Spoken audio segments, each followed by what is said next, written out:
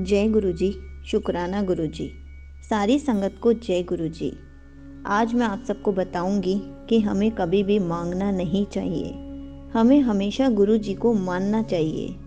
अगर हम गुरु जी से अपने हिसाब से ज़िद करके कुछ मांगते हैं तो वो हमें कभी ना कभी लौटाना पड़ता है, और वही हम अगर गुरु जी के हिसाब से लेते हैं तो हमें कभी भी लौटाना नहीं पड़ता।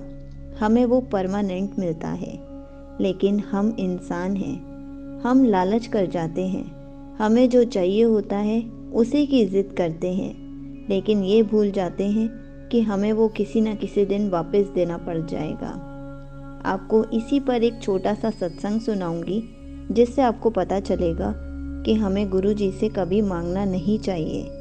सब कुछ गुरु जी के ऊपर छोड़ देना चाहिए। अगर हम अपनी ज़िद से मांगेंगे तो हमारा फ़ायदा नहीं है। गुरु जी हमारे लिए बहुत कुछ प्लान कर रहे हैं, बहुत अच्छा प्लान कर रहे हैं, लेकिन हम पेशेंस नहीं रख पाते, सब्र नहीं कर पाते, बहुत जल्दी हार मान लेते हैं। तो चलिए सत्संग सुनते हैं।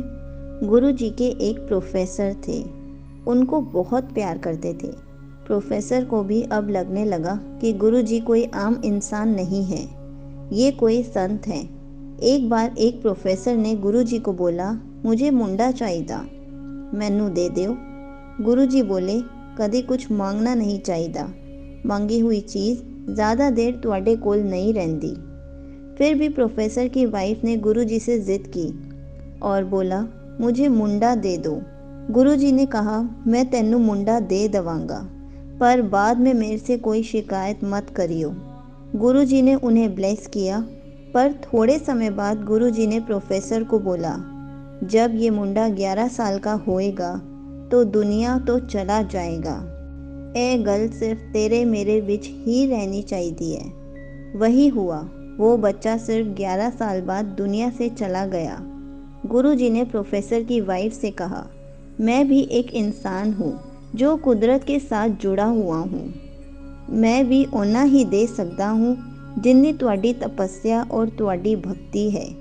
गुरु जी ने एक बड़ी सुंदर बात कही, जिन्ना लोकां दे बच्चे नहीं होंदे वो भागा वाले होंदे ने। उन्होंने किसी का कर्जा नहीं देना होता, और जिनके बच्चे होते हैं वो कर्जदार होते हैं। तभी तो वो सारी ज़िंदगी अपना खून पसीना एक करके उनकी परवरिश करते हैं। गुरु जी ने जो नहीं दिया उसमें भी गुरु जी की ब्लेसिंग्स हैं, और जो दिया है उसमें भी गुरु जी की ब्लेसिंग्स हैं। इसलिए हमें गुरु जी से ज़िद करके नहीं मांगना चाहिए।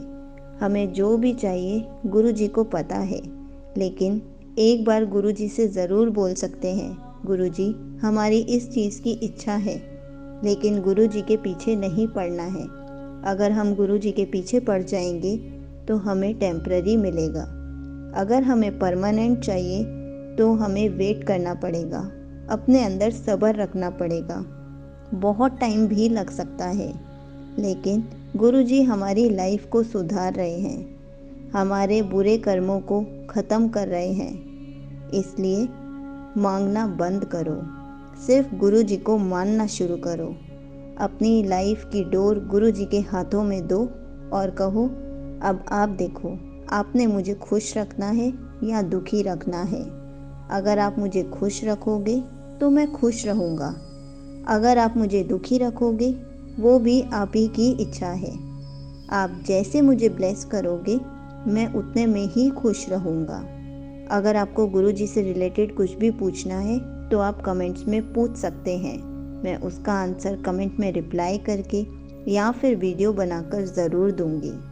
जय गुरु जी। शुक्राना गुरु जी।